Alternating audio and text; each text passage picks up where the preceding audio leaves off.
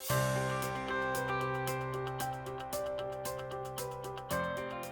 good evening, and thank you all for joining us here in person and on Zoom or watching us on YouTube. I'm Karen Yafilatis. I'm with the Gaithersburg Community Museum.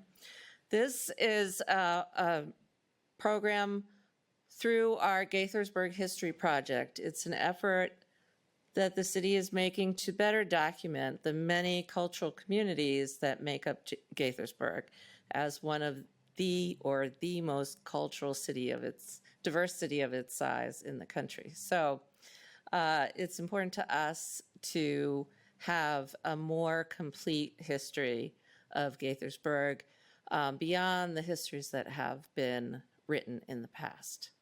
So today we're very happy to talk about the work that's being done to document Latino Gaithersburg.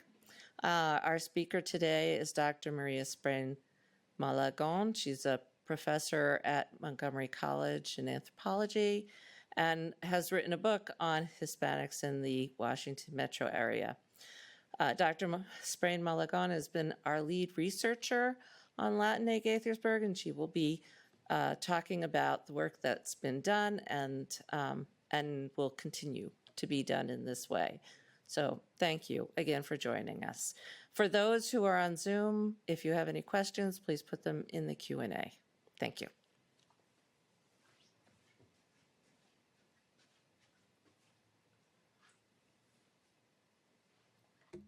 Good evening, everybody. Thank you for coming out on this rainy night. I would like to, first of all, thank the Gaithersburg Community Museum, Karen and Cynthia Cohen, Shelley Williams, my MC research assistants, Saida Munoz, Alexis Guerrero, my anthropology students who are always willing to listen to the research that I'm doing. I'd like to also thank Mayor Ashman for his chair. It's very comfortable, thank you. And the city's staff, Leah and IT. I'd also like to thank Teresa and Carolina Wright, Maria Malagon, my mom, and the many wonderful people who have already shared their stories with us and with me so far. It's been an honor to hear these incredible stories. So I'd like to start off with a story that begins in 1980. On March 23rd, as the civil war in El Salvador intensified, the Archbishop of El Salvador, now Saint Romero, gave his final sermon, attempting to bring about peace. In his famous homily, delivered the day before he was murdered, he directed the government soldiers to disobey their orders, put down their arms, and stop the killing. He said, quote, "I would like to make a special appeal to the men of the army, and especially to the ranks of the National Guard, the police, the military.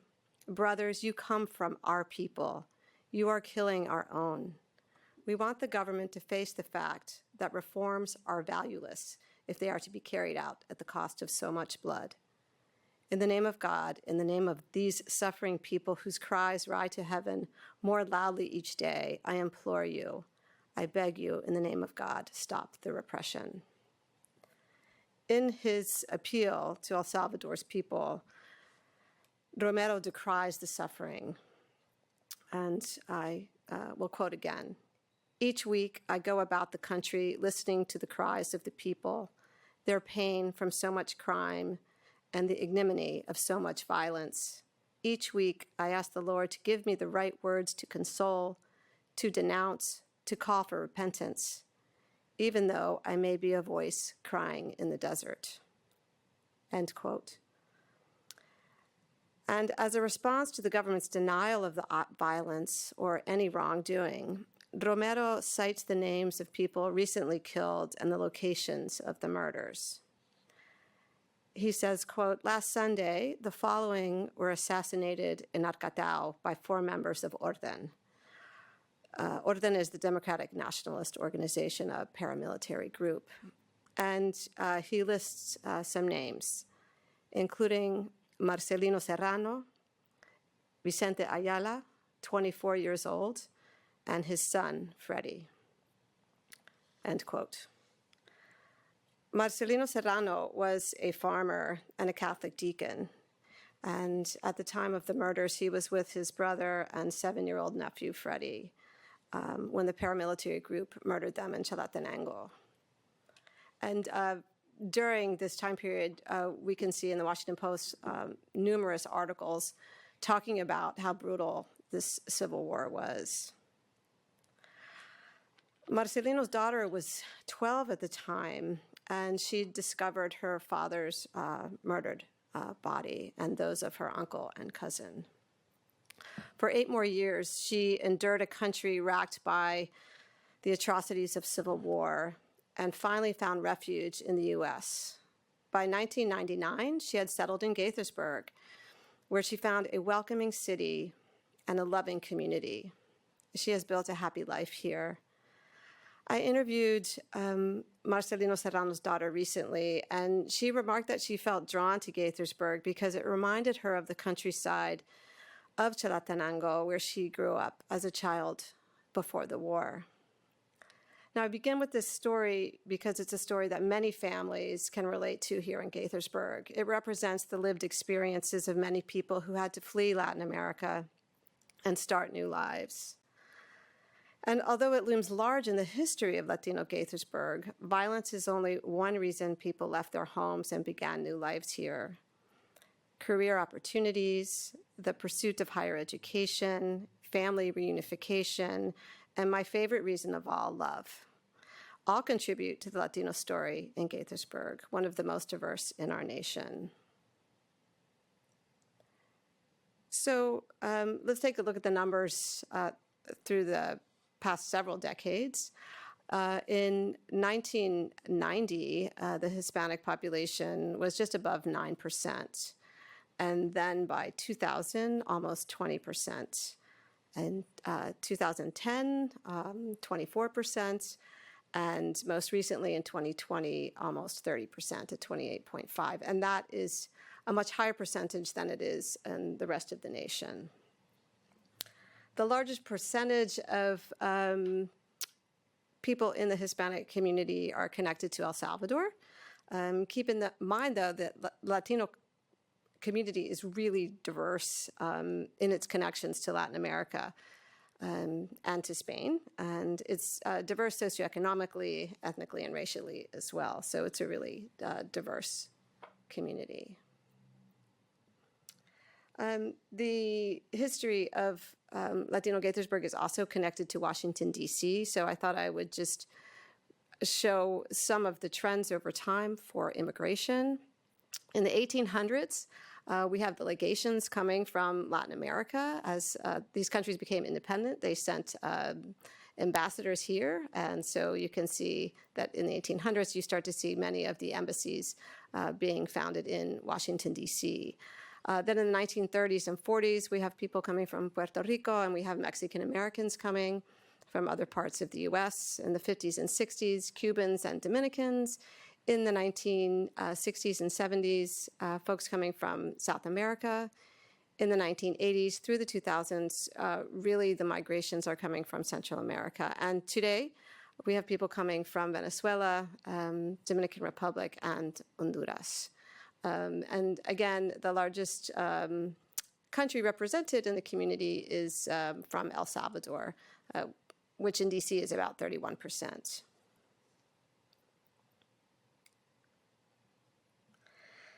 So in the past few decades, Latino Gaithersburg has become quite unique compared to D.C. and the nation. And I would say that Latino Gaithersburg has a flavor all its own. And in fact, the movement of the Latino community from D.C.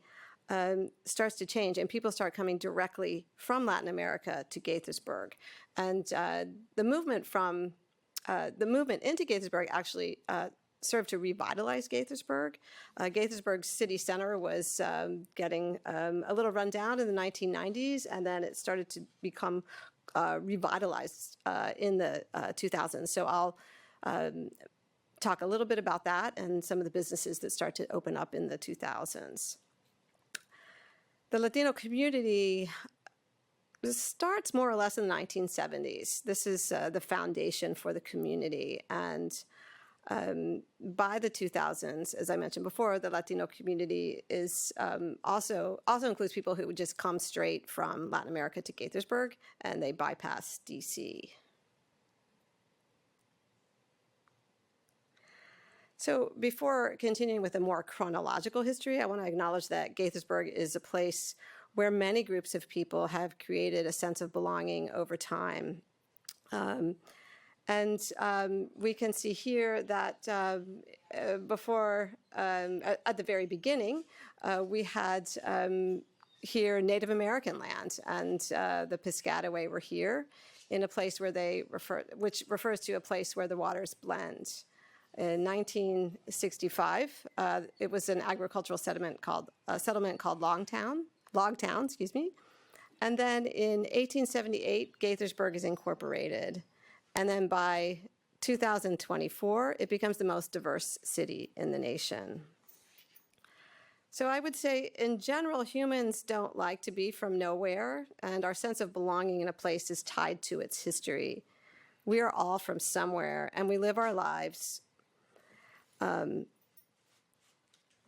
like throughout our lives, we may connect to different places. Our places are defined by people who live and have lived, but change through time. Gaithersburg of the 1970s was really a different place from the 2020s. The history of Gaithersburg includes many layers of social groups living their lives and creating meaning to place.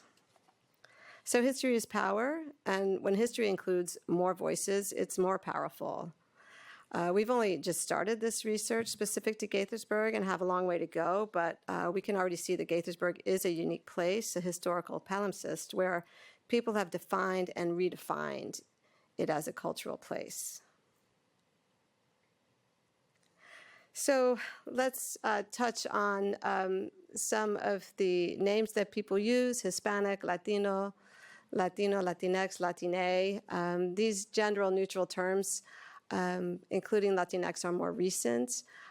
They are important.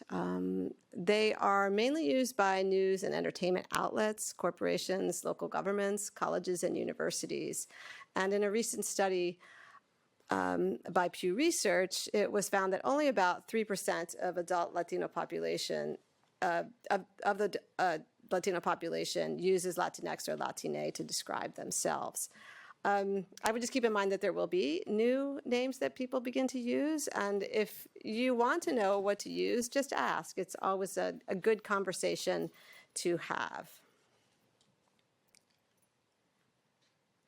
So the boundaries of Gaithersburg have changed a bit over time, and when I first joined this project, I wondered how far out I could go in terms of the research. Here is a boundary from 1972 from the Gaithersburg Gazette showing some of the changes. But Gaithersburg City also has different zip code areas, and so I've showed these here as well. So it becomes a much broader area. People, I think, are proud to be from Gaithersburg or G-burg, and this is often a topic of conversation of what is included in Gaithersburg. So for this project, I'm including the zip codes as well.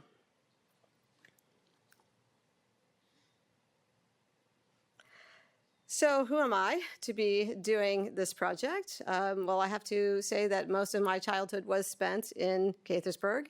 I am a child of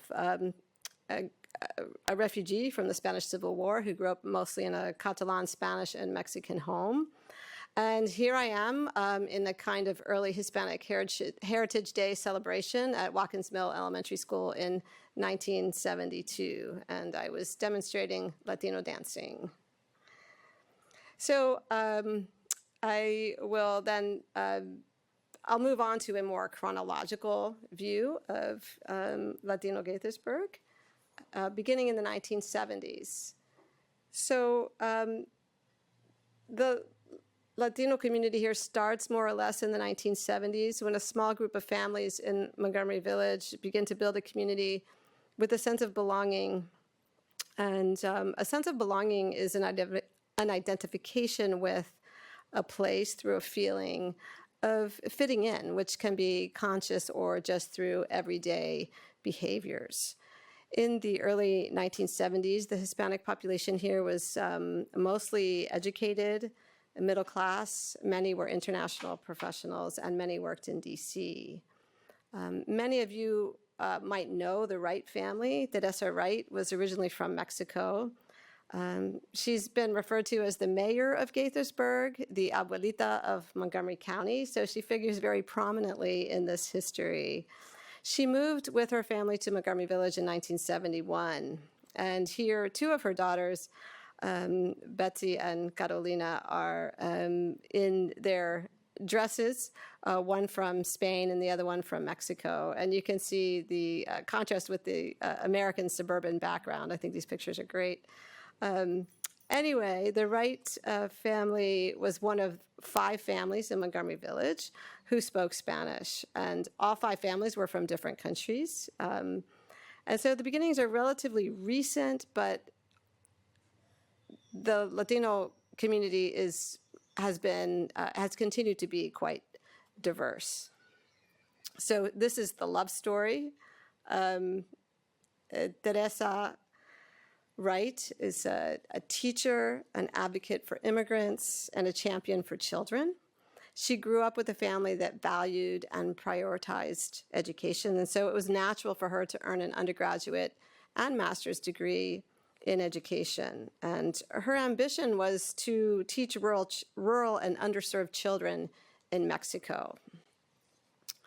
However, at the University of Illinois, while working on her master's degree, she went to a graduate student event with square dancing, and there she met Dick Wright, a PhD student.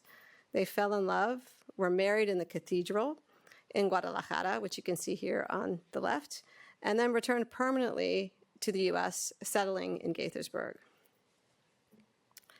In a twist of circumstance, Teresa Wright did achieve her childhood ambition to help underserved children, only she did here in Montgomery County.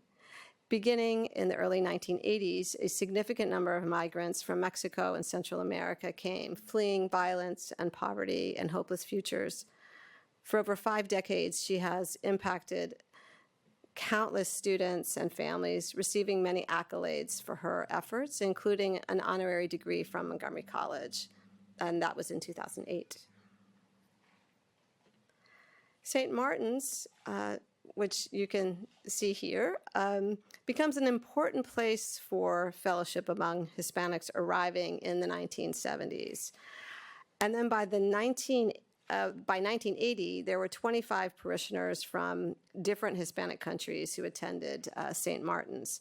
Father David Brooks, who you see here, was the first Spanish-speaking priest at St. Martin's. He helped start the Spanish masses, which began in the basement, and in the spring of 1979, moved into the 1 p.m. slot of the church, which was a big deal to get into that 1 p.m. slot. Teresa Wright, in reminiscing about the early days at St. Martin's, remarked, everybody brought their own saint. And what she meant by that was that there were people from so many different Latin American countries that they each had a saint to contribute there.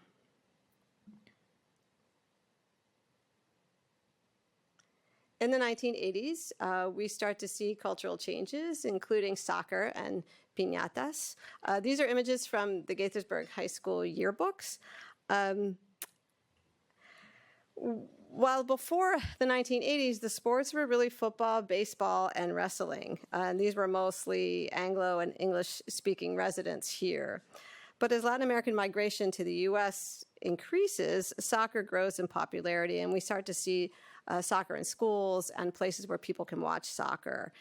The Corner Kick in Gaithersburg opened in 1984, and it hosted indoor soccer games and showed World Cup games, so people could go there to connect and watch soccer.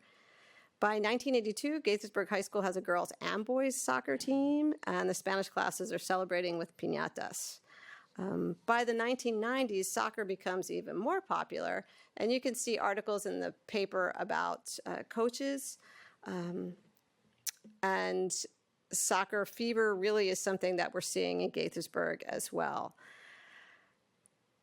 A geographer, Marie Price, pointed out one time that Don Garber, who's the head of Major League Soccer, noted that many recent Latino immigrants, for them, soccer is a cultural necessity, and we start to see that here.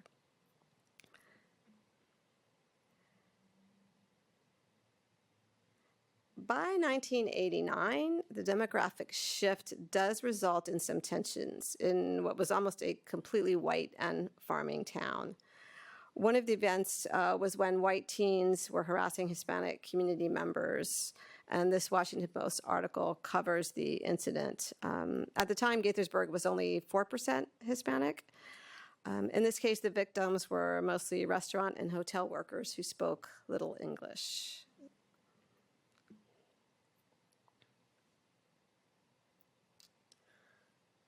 Into the 1990s, the demand for various goods and services within the Latino community continues, and we start to see many more businesses, including the Guate Bakery, which opens in 1998. And then by the early 2000s, Gaithersburg, rather than DC or other nearby cities, become the destination. There were a large number of rental housing units, jobs in high-tech and service industries, hotels and restaurants, good schools, and it was overall a good place to raise a family, which is what many people have remarked. So there are many stories of family reunification during this time. People also felt that Gaithersburg was an easy city. It was walkable with good transportation, and it wasn't overwhelming like DC or New York.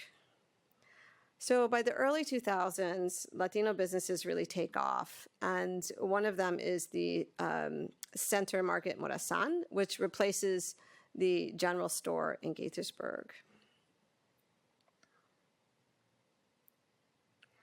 This is Neftali Granados and his daughter Monica Delgado in 2013. And Neftali had humble beginnings in Guatajiagua, Morazan in El Salvador. He and his wife immigrated and worked long hours to become successful business owners with 3 stores in DC and in Gaithersburg. Now, the Granados story is one about career and opportunity. When Neftali Granados was 18, he left his country of El Salvador. It was at that time a country that was really quite poor and unstable, and offered few opportunities. It was before the Civil War began when Neftali joined the Merchant Marines in Greece. After 7 years with the Merchant Marine, it was time for Neftali to move on, and returning to a country with a horrific civil war was really not an option. So in 1982, he arrived in DC and began to wash dishes. And that didn't last too long because he realized how much a dishwasher actually made. And so he moved into construction and then continued to work very hard, eventually to become a successful entrepreneur.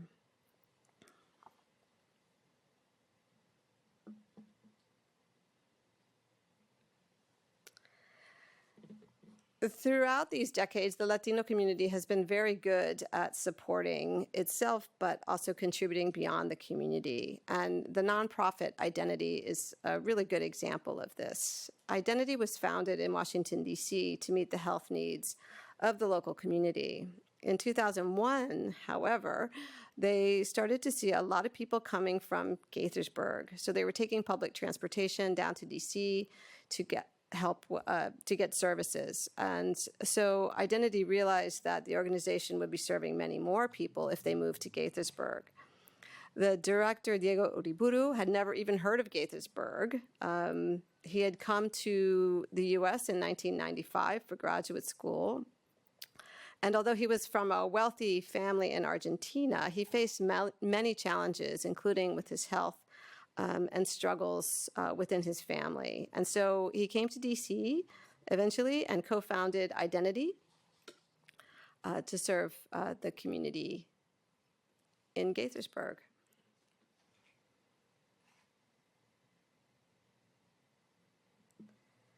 One of the issues that Identity has dealt with are the gangs. In a 2005 Washington Post article, Gaithersburg High School is described as a gang factory, and this article came out the day before the school year was about to start. The response shows how this stereotype package of Latinos includes an unfair characterization. It's describing the Latino community as, one defined by bad apples. So MS-13 and the 18th Street gangs, they're realities and can cause dangerous problems. But I'm hoping through this project that we'll be able to tell the stories of the gangs and contribute to unraveling those stereotypes. And so this is part of the overall project.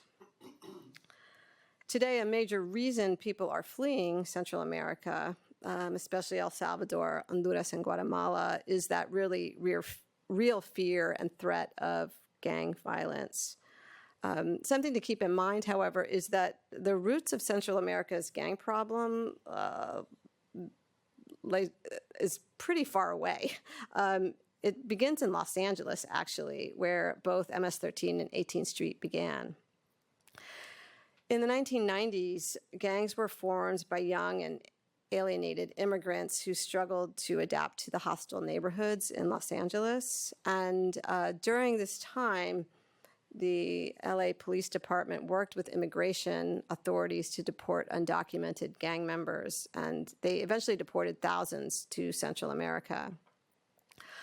Once the gangs were in Central America, repressive policing policies known as mano dura made the problem worse. Incarcerating young men with hardened criminals turned prisons into what some have referred to as a finishing school for gang members. So this is another part of the project that we're working on.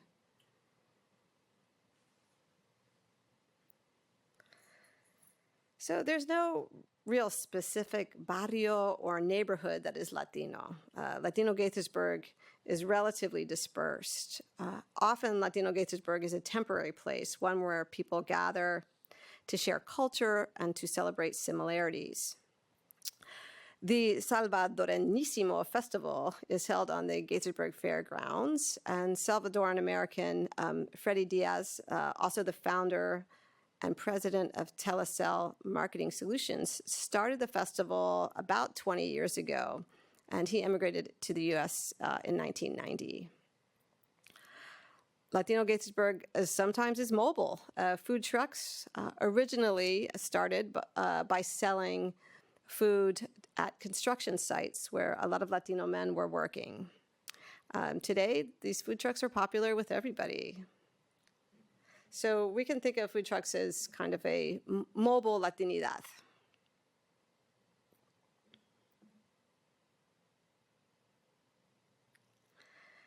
So I'm going to circle back to Teresa Wright, and here she is, along with Maria Malagon on the left and Maria Garcia on the right. All three of these ladies have had a lifelong commitment to education and to caring for communities, and have really contributed to making Gaithersburg a very welcoming place for everyone, including immigrants. All three worked in education, and my mom, who's on the left, Maria Malagon, who was the only child of Spanish Civil War refugees, spent her entire career working in education. And her contribution started when she volunteered at Watkins Mill Elementary School. She was helping to translate for new Spanish families who had come in, and there were no translators there. She, by 1984, had become the director of the program of the Division of ESOL and Bilingual Programs. And this was a department that serves 11,000 students in 185 different schools and their families.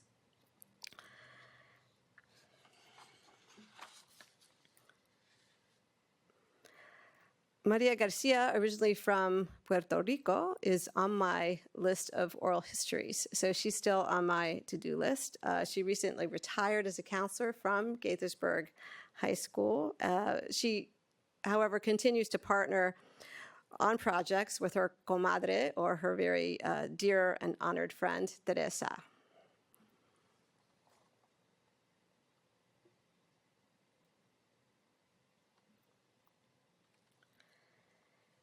Today, Gaithersburg and Montgomery County continues to bring people from all over the world, contributing to a place where many of us feel a sense of belonging and have found a good place to live.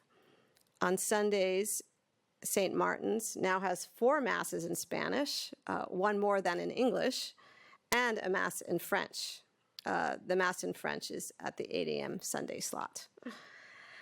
So I'd like to conclude by returning to the daughter of Marcelino Serrano, who I talked about at the beginning of this presentation. Today, she works at Identity at the nonprofit that supports the broader Gaithersburg community. And I'm honored that she shared so much of her story with me and has allowed me to share it with everyone here tonight. At the end of our interview, I asked her to put in a final word. Her advice that expresses the values of many Latinos in the community is this, quote, "No matter where you are, get involved in your community, whether in church, school, or anywhere. When you share and learn with others, it grounds you and gives you purpose. It provides you with that sense of belonging and connection to place."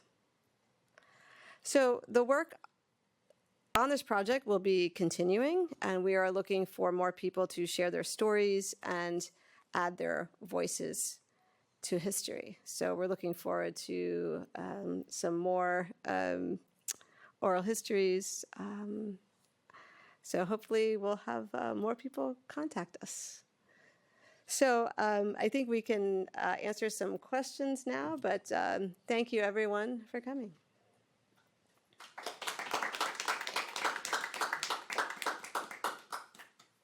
So if you have questions, please come up to the podium to ask them through the microphone.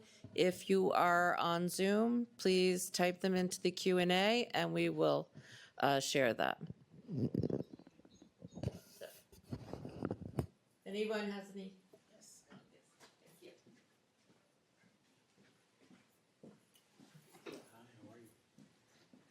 Hi, thank you.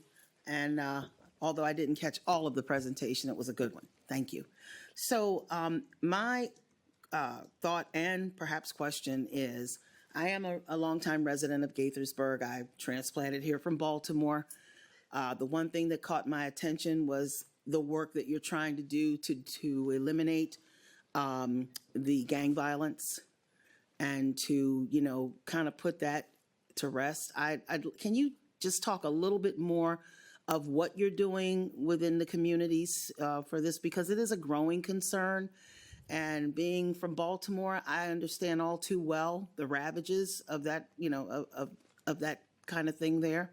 So if this is happening in the high schools or is it happening in an open forum, you know, can you just expound a little bit on what is going on in the Gaithersburg community to help, you know, reach out, you know, to eliminate this?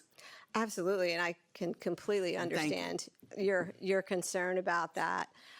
Our role is really to understand the history of the gangs, and I think that really the work for helping to get children and people out of the gangs is something that the nonprofits and the government are working on. So anything that we can collect and learn about the gangs that can be used, we will definitely share it. I don't know if that really answered your question, but I'm really researching what has happened and what's going on now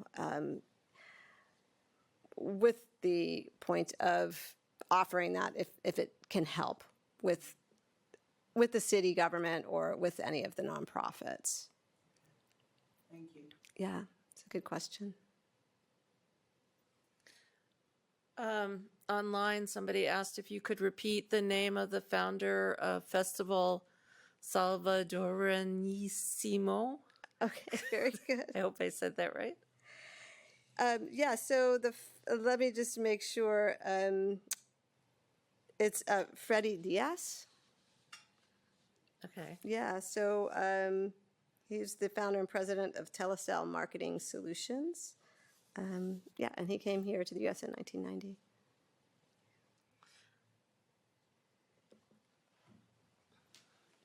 Hi, thank you so much for the presentation. I was just curious if in your research, if there was anything that you found very surprising or that sort of took you off guard or that you weren't, that was just sort of like particularly interesting that in what you uncovered. Thanks. That's also a great question. I think there's something surprising in every story that I hear, in every oral history. I would have to say that Daisy Cruz's story about being in El Salvador as the war is starting was perhaps the best description of what it was like living first in a rural part of El Salvador and then moving to the capital. And what it was like to lose family members but continue to live there. So it was a very detailed explanation. And I think her candor and willingness to share that was really surprising. Yeah. Yeah.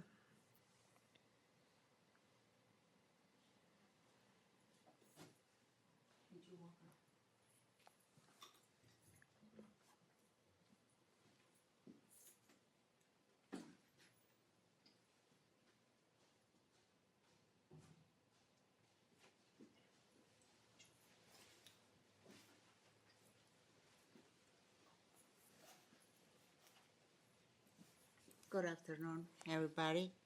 My name is Norma Pelou, and we live, and I know all this area because we live in Montgomery Village when Montgomery Village was just started. So my kids grew up in there, and our house was like, my husband said to me, it's a hotel, because needless to say, there was a big house, and everybody was, the people from Spain and Colombia were sending the kids to learn English in the summertime. So my nephews now in Colombia is well educated because everybody in there, including my grandson, he fall in love with Colombia.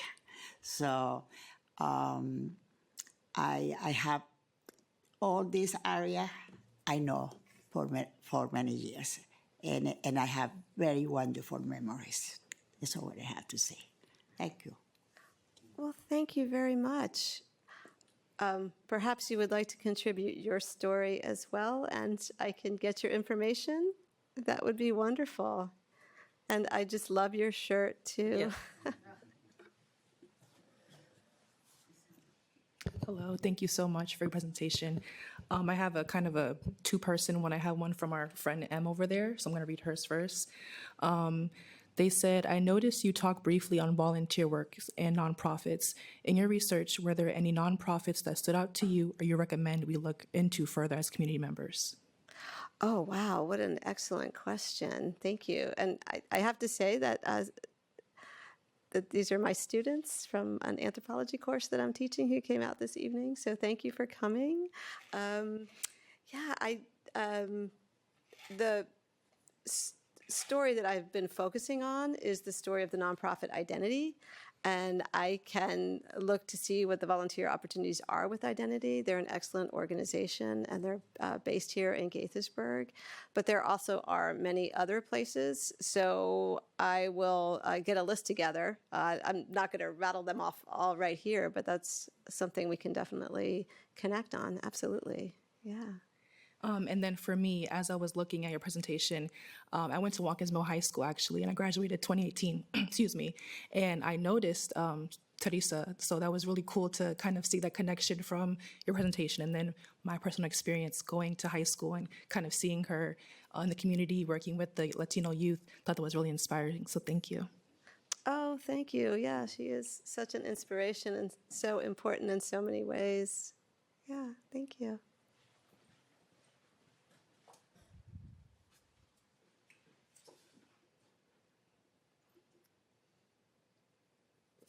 Well, it appears that everybody's asked their questions, so I want to say thank you very much for your presentation. For those online and those here in person, thank you for attending. And this presentation will be available to watch again on YouTube if you want to refer to it, but we're also, we're, I'm sorry, another question just came in. But what I wanted to say is that if you feel that your story, you have a story that would be a contribution to this project, we're interested. And so please get in touch with the museum. You can find all our information on the City of Gaithersburg website regarding the Gaithersburg History Project. So thank you again, Dr. Sprehn for being here and presenting. Thank you, everyone, for coming. It's really an honor to have been able to present, and I'm just really excited to collect more stories and continue putting this history together. So thank you.